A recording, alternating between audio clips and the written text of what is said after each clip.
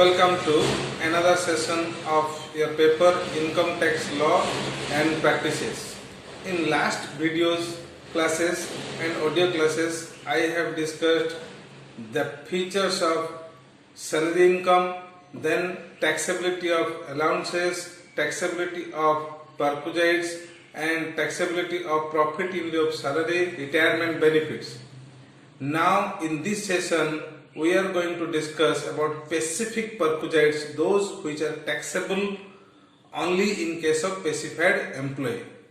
Before discussing it, let us understand who are considered as specified employee for income tax point of view. As per section 17 subsection 2, specified employees are those employee who is coming either of the three categories. Number one, he is a director of the company or entity, or he holds 20% voting right. That means he holds 20% equity shares of the total equity share of the company, or he holds substantial interest in the affairs of the company. This is number two. Number three, his total monetary income or salary, his total monetary salary should be 50,000 or more in a year. If any employee satisfying any one of these three conditions will be considered as your specified employee. Then if such employees are getting the following benefits, perquisites, then it is taxable. Otherwise, it is not taxable for other employees. Then what are the perquisites that are taxable only in case of your specified employee? The number one is your car facility. Number two is your free supply of gas, electricity or other facility. Number three is your free domestic servant facility, free educational facility to the children of employees' household. These are the perquisites that are taxable only in case of your specified employee. Now we will start with your car perquisites or car facility. When an employee is provided with a car facility, that means the car facility is attached to his post or position, then how much will be the benefit amount taxable in the hands of the employee if he is a specified employee? That depends on, first listen carefully, this is very simple also complex one. So first you have to decide whether car is owned by the employer or by the employee. First you have to make a note in the notebook, car is owned by the employer or employee. Now we will discuss only car owned by the employer. When the car is owned by the employer, then there may be two situations. What are the situations? The car is purchased by the company, or car has been taken on rent basis by the company and it is given to the employee for use. Now let us discuss only car owned by the company and is given to the employee for use. Now when the car is given to the employee for use, again it may be used for three purposes. Number one, the car is used only for the official purpose. Number two, the car is used only for the private purpose. Number three, the car is used for both purposes. Again I am repeating, car is owned by the employer, then it is purchased by the employer, then it is used either of the three purposes. Number one, car is used for official purpose, only for official purpose. Car is used only for private purpose. Car is used for both purposes. Let us discuss what is the tax treatment if the car is used for only official purpose. See, if the car is used only for official purpose, then nothing is taxable. Nothing is taxable, nil. If the car is used for private purpose only, then here we have to see whether.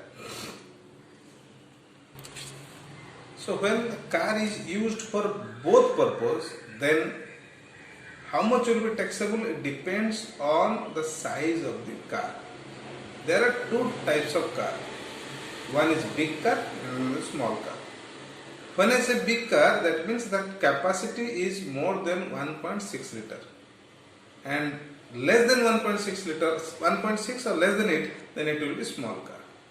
If it is a big car, then taxable amount will be your 2400 per month. If it is a small car, then it will be 1800 per month will be taxable. Remember, if the car is used for both purpose, then in case of small car it will be 1800 per month taxable. In case of big car it will be 2400 per month taxable. Per month of use taxable. Now if a driver is provided along with the car facility, then 900 per month will be added towards driver's salary for taxable purpose. Now these rules are applicable only when if it is not possible to identify how much amount is spent towards private use, how much amount is spent towards official use. This can be done with the help of the logbook which is maintained by the driver of the car. Normally it is not practically feasible to distinguish whether a journey performed by the employee is for private purpose or for official purpose. That's why instead of going to segregate the total expenditure made by the employer on the car facility into private and official, we used to follow the rules of 2400 per month and 1800 per month. So here another important thing you have to remember, that if the car is used only for private purpose, the entire amount which is going to be taxable will be your depreciation of the car 10% per annum, then maintenance expenses, fuel expenses, all together out of the total amount spent during the month or year, any amount realized will be deducted, balance amount will be taxable. If a driver is provided, then again his salary will be added.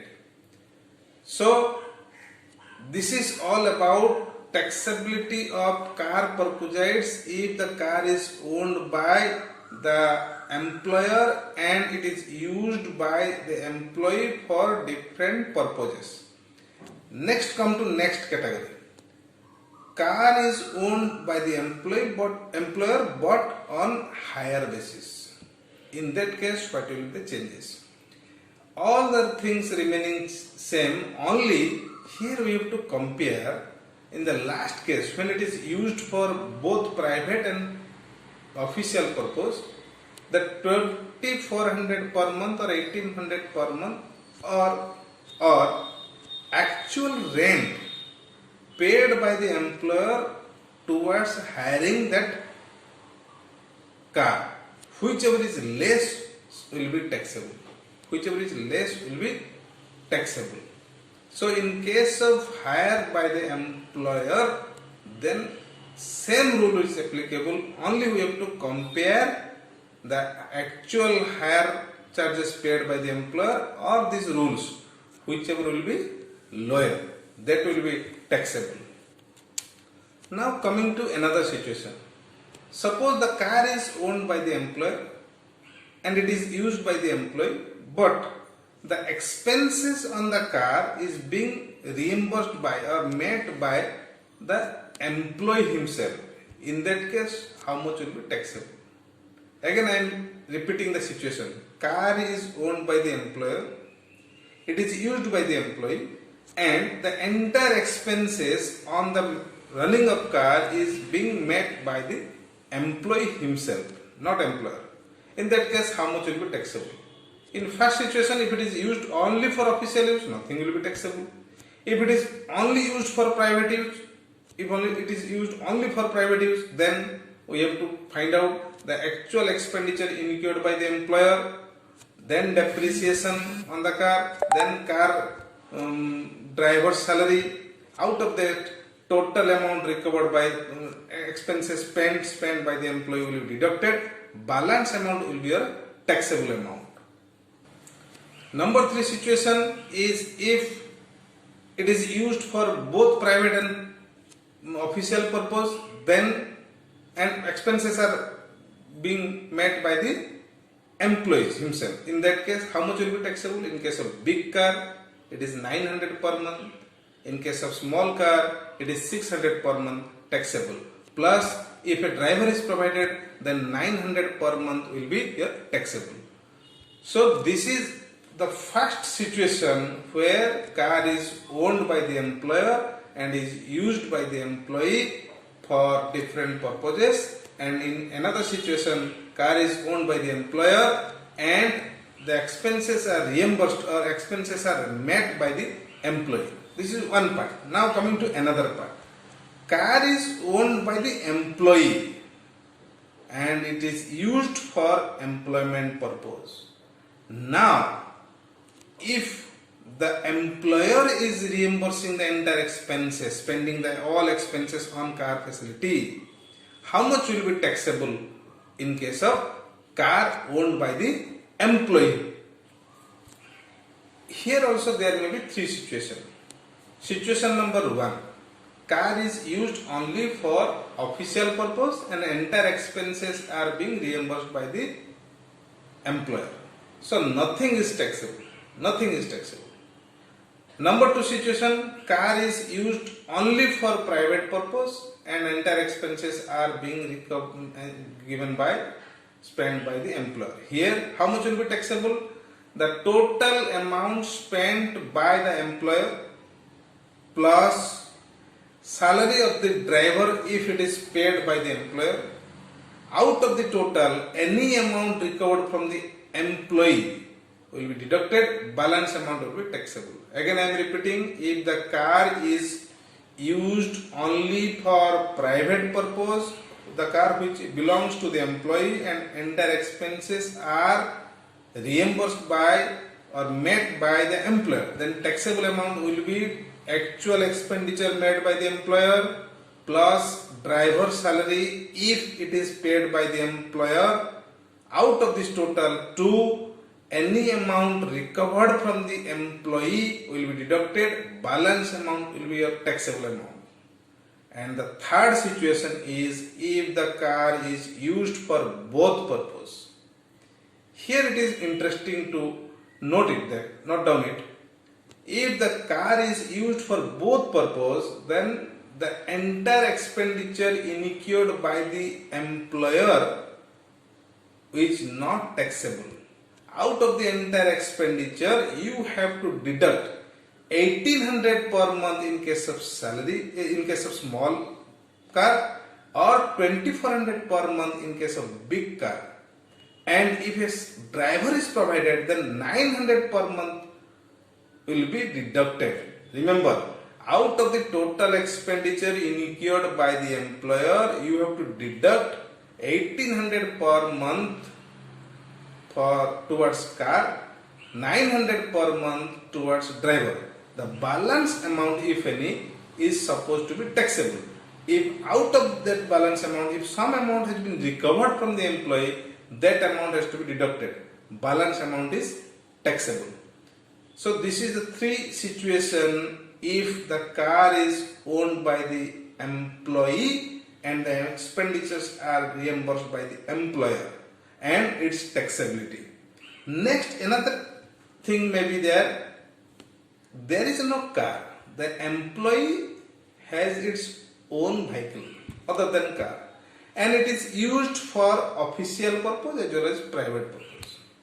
If it is used only for official purpose, nothing is taxable. Whatever amount the employer is giving, nothing is taxable.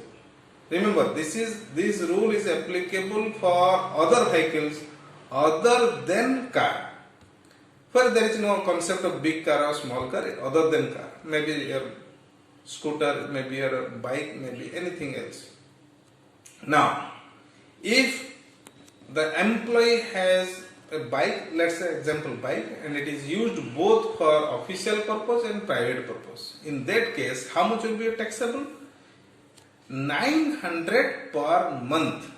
900 per month will be a taxable amount. Sorry, 900 per month will be deducted. Then out of total expenditure incurred by the employer towards this bike, 900 per month will be deducted, and any amount recovered from the employees towards this expenditure will be deducted. Balance amount will be a taxable amount. So this is all about your taxability of car perquisites in case of specified employee.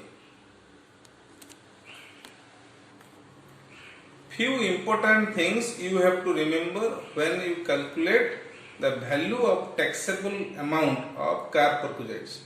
One is your specified employee. The last condition that the employee's total monetary emolument should be more than 50,000 per annum. Now, what are the components of salary which will be considered for calculating the total monetary emolument, that 50,000? That are your basic salary plus DA, DP, any other in whatever name, whether it is enter or not enter, bonus, commission, fees, any perquisites which is received in cash, means cash price, gratuity, pension, leave salary, but not arrear salary or salary received in advance. So any gratuity, any pension, any leave salary to be considered, but arrear salary, advance salary not to be considered. Similarly, if an employee is working in more than one employer simultaneously, in that case, for total monetary ceiling calculation, the salary of all the employers to be considered in together. This is the total meaning of monetary emolument of salary. In addition to that, you have to remember certain important points when you value the car perquisites. Number one is any conveyance facility. Any conveyance facility given or offered by the employer to the employee for communication from their house to the office and back is not coming under car perquisites. It is not taxable. It is conveyance allowance. Nothing is taxable. Number one. Number two, any conveyance facility provided to the Supreme Court judges, High Court judges, member or chairman of UPSC is not taxable, whether it is used for public use or official use or private use. Similarly, if when I say 1800 per month, 2400 per month, 900 per month, 600 per month means a complete calendar month, not fraction of month. If it is used for fraction of month, it is altogether to be ignored. Nothing is to be considered, not date wise. If a complete month is used, then it will be considered. The most important thing is, in many cases, an employee may be provided with more than one car for office use or for official use or private use. In that case, these provisions what I have explained is only applicable to one car. Other car, entire expenditure incurred by the employer minus any expenses reimbursed or recovered from his salary shall be taxable. Remember, these provisions are applicable to one car as chosen by or as selected by the employee. Option will be given by the employee that I want to apply car facility perquisites benefit in this particular car, and the other remaining cars, the entire expenditure incurred by the employer, out of which any amount recovered from his salary towards that car will be deducted. Balance will be taxable. Let us discuss the free servant given to the employee. Here you have to first verify whether these servants are employed by the employer and their salaries are paid by the employer. Then the entire amount paid by the employer towards these servants who are engaged in the house of the employee is taxable. Out of the total amount of salary paid by the employer, if any amount recovered from the salary of the employee will be deducted, balance amount will be taxable. Remember, when I say free use of servant, servant includes your sweeper, attendant, your watchman. These are your servant, domestic servant. Now, important thing here, make it black and white, write it in the paper that if those servants are not employed by the employer, those servants are engaged by the employee himself and their salaries are paid by the employees himself and that salaries are reimbursed by the employer.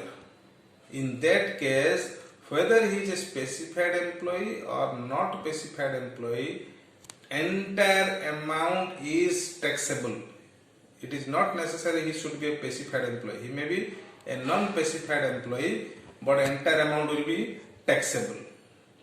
Again, I am repeating, if free domestic servants are provided by the employer and they are working at the domestic level of the employee and the salaries are paid by the employee and it is subsequently reimbursed by the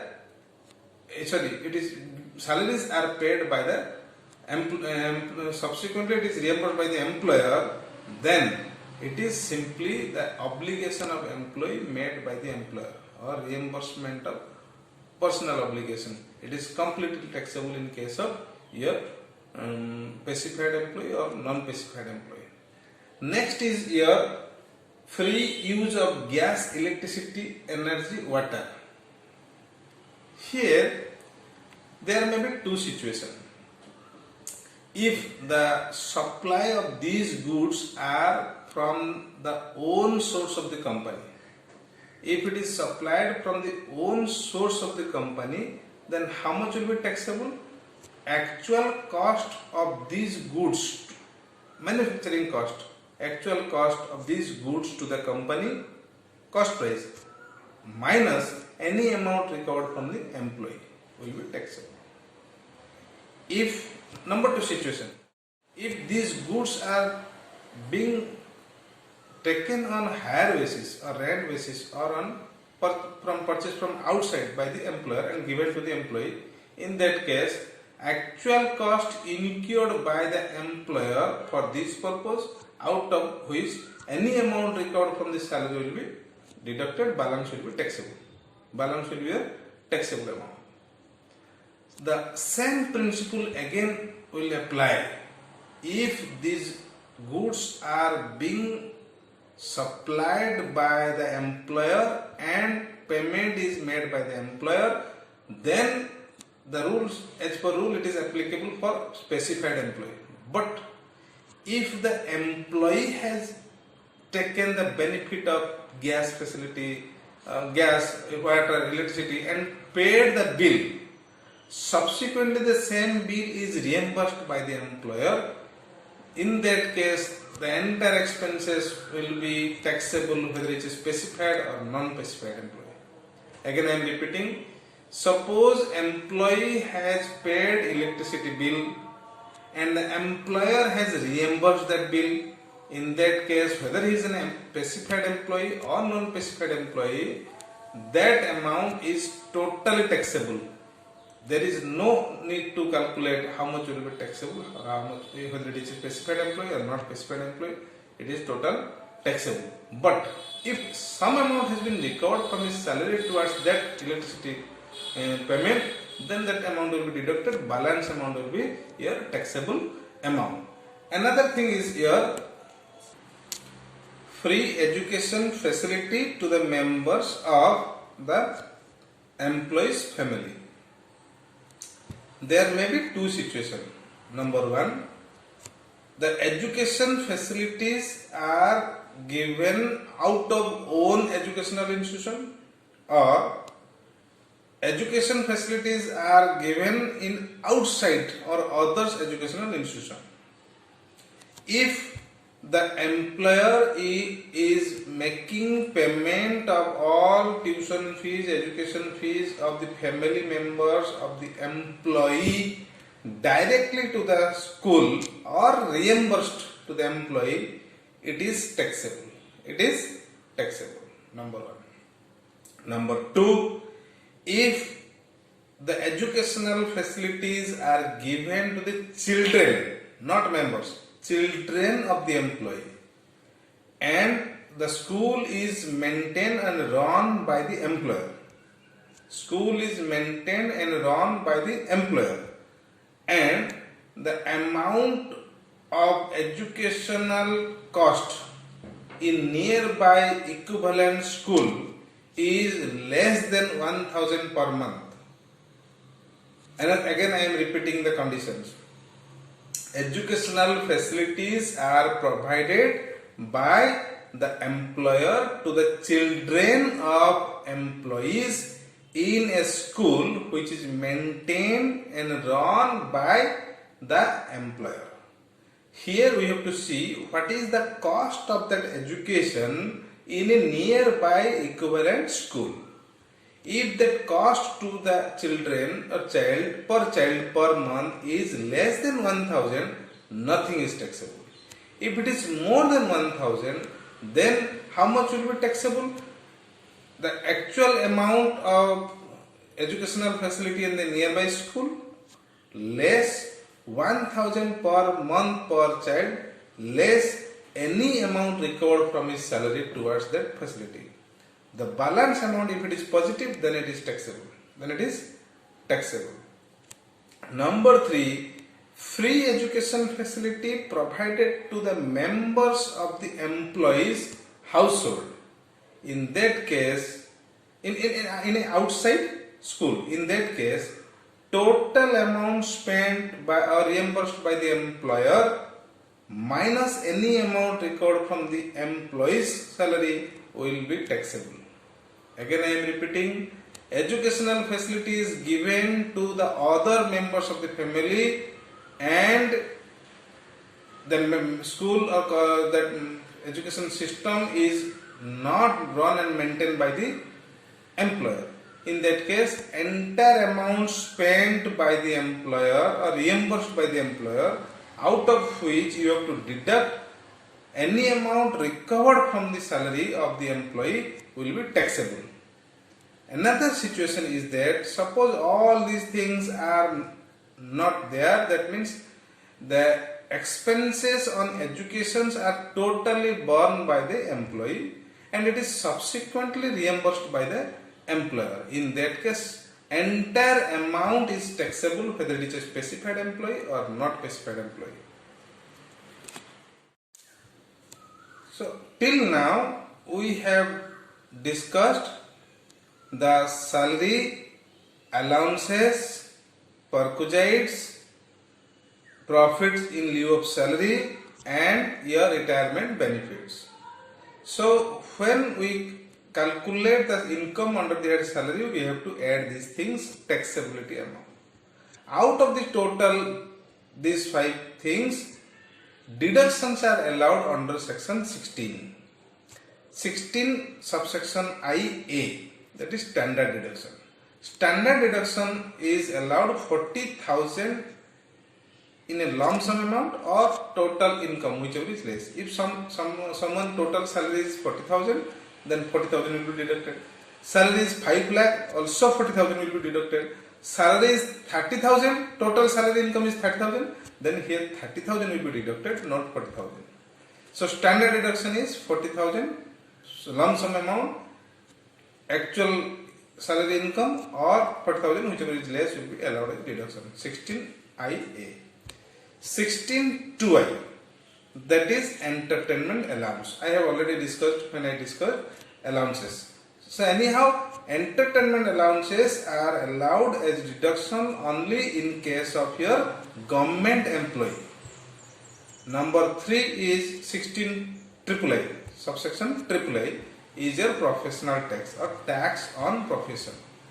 So these are the tax imposed by the state government from the employee working at different sector, whether it is private or government sector, because of giving them employment. Normally the maximum amount is 2,500 in a year per annum. So this much will be allowed as deduction. If this professional tax are reimbursed by the employer, then it will be added to the income as it perquisites and also here allowed as deduction under section 16 subsection AAA. Now when we deduct these three things out of the total salary income, that will be gross salary income. Then out of gross salary income, if we have other income, we have to add it and we will get gross total income. Out of gross total income, deduction under section 80C to 80U are allowed. The details of deduction will be discussed in subsequent chapters or subsequent session. Here I want to discuss only your section 80C.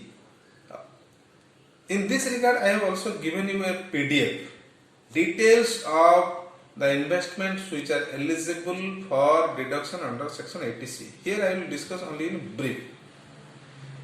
Deduction under section 80C is applicable to individual and HUF.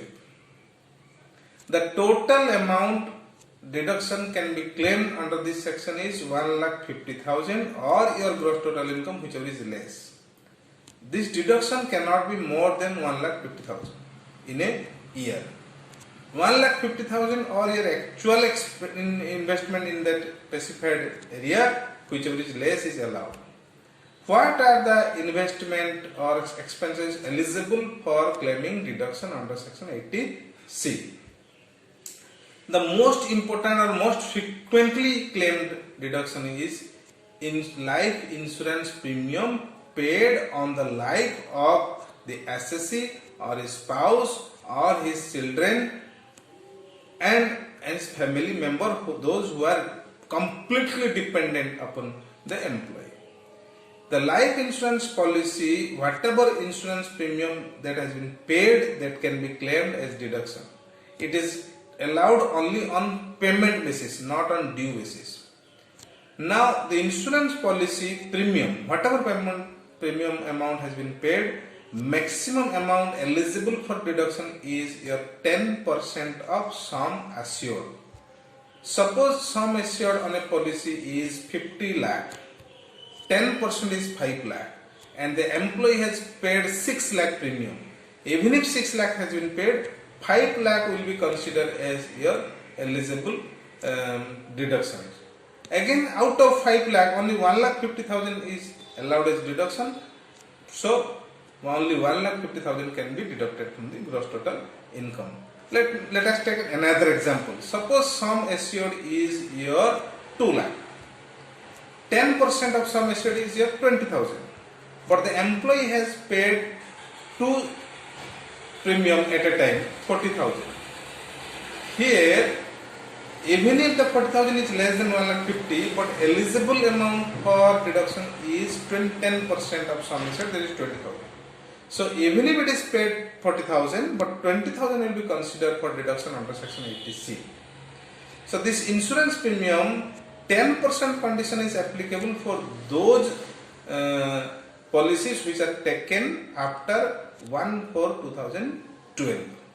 If it is taken before 1/4/2012, then 20% of sum assured is allowed or is eligible for deduction.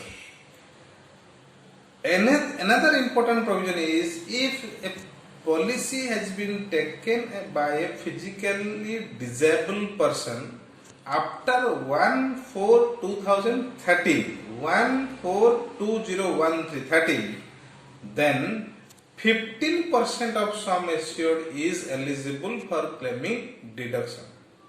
But always you have to compare with the actual payment or 15% of sum assured.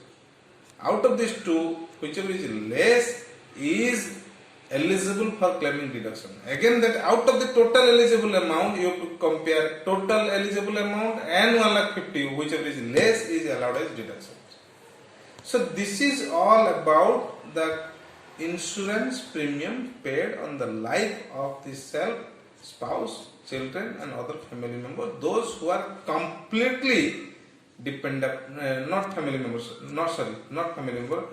your children, spouse, life of the children and spouse, those who are completely dependent upon the assessee or the employee. Number two important things which normally employee used to claim is own contribution, means employee's own contribution to your recognized provident fund, public provident fund, employees provident fund, statutory provident fund, but not contribution to unrecognized provident fund is here, it is not allowed. So these are also allowed as deduction from under section 80C. Besides this, there are number of n number of investment or expenses which are eligible for claiming deduction under section 80C. But the maximum amount is 1,50,000. You go through the notes I have given you. Number two important thing is here from 2004, 1st April 2004 onwards, those who have joined in any employment, they are now guided under National Pension Scheme or New Pension System, which is coming under 80CCD. This is more important when we calculate income under their salary. Whatever contribution the employee will make, that is eligible under section 80CCC, 80C and 80CCD, maximum 1,50,000. That is allowed. Means employee's own contribution to NPS is also coming under 80C group or 80CCD group. Now, employer contribution to National Pension Scheme, New Pension Scheme is to be added to the income of the employee. Employee's income will be added with the contribution of the employer towards NPS. And again the same thing will be allowed as deduction under section 80CCD subsection 2. It is allowed as deduction. Whatever amount you will add there, here you have to deduct there. And this amount of deduction is not coming under that 1,50,000 ceiling. Whatever amount you will add there, you deduct here. It is not coming under 1,50,000 ceiling. Number 3 is, if an employee is contributing to National Pension System or scheme and his other investment under 80C is less than 1,50,000, or he can claim another deductions from 2016 onwards, that is contribution to National Pension Scheme maximum up to 50,000 under section 80CCD 1B. Let me take an example to make it clear. Suppose my total salary income is 6 lakh. Out of total salary income, after standard deduction, all deductions, out of my taxable salary income is suppose 6 lakh. Out of 6 lakh, I will claim deduction under section 80C. Suppose I have public provident fund 1,20,000. I have paid it. I have contribution to National Pension System 80,000. Now, how much deduction will be allowed? Listen, under section 80C, maximum amount allowed is here 1,50,000. I have saved 1,20,000 in public provident fund. I have saved 80,000 in National Pension Scheme. So total is here 2 lakh. But only 1,50,000 will be allowed under section 80C. So I will claim 1,50,000 under section 80C. Again, here I am using only 30,000 of my contribution to NPS in 80C ceiling. So remaining 50,000 which I have deposited in Tier 1 account of NPS account can be utilized for claiming deduction under section 80 CCD subsection 1B. That means I can claim 1,50,000 there and remaining balance 50,000 under section 80 CCB. That means in total I can claim 2,00,000 rupees. Is it clear? Now, then again there is another situation. Suppose my public provident fund is 1,00,000, not 1,20,000. Then how much will be claimed? In 80C, I will claim 1,00,000 plus 50,000 from NPS account contribution 1,50,000, and the remaining amount will be my 30,000. So in 80CC D1B, I can claim 30,000, not 50,000. Even if I have contributed more than 50,000 in NPS account, but here I can claim only your 30,000 because the 50,000 has already been utilized towards section 80C for claiming 1,50,000. So this is all about the claiming of deduction under section 80C and 80CCD. Other deductions we will discuss in the subsequent sessions. For salary income, this much is very important. Now, in my example, suppose my total salary comes to 6 lakh, out of which I have deducted 2 lakh, my remaining salary is here 4 lakh. Then how much will be taxable? On 4 lakh, I have to calculate tax. On 4 lakh, I have to calculate tax. Then on 4 lakh tax amount is up 0 to 2 lakh 50 nil. Then 2 lakh 50 to 4 lakh, that is 1 lakh 50, that is 5%. So 5% on 1,50,000, that is how much?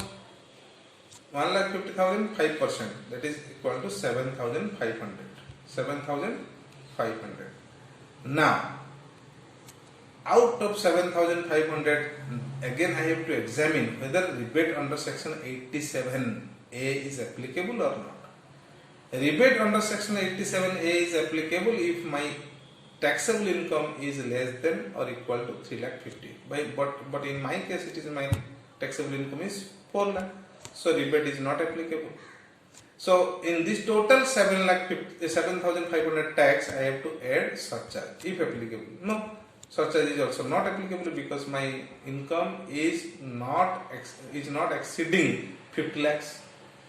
So in this 7,500, again I have to add 4% cess. All total cess 4%. So 7,500 plus cess 4%.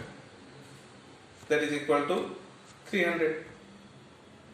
So my total salary will be, the total tax will be 7,800.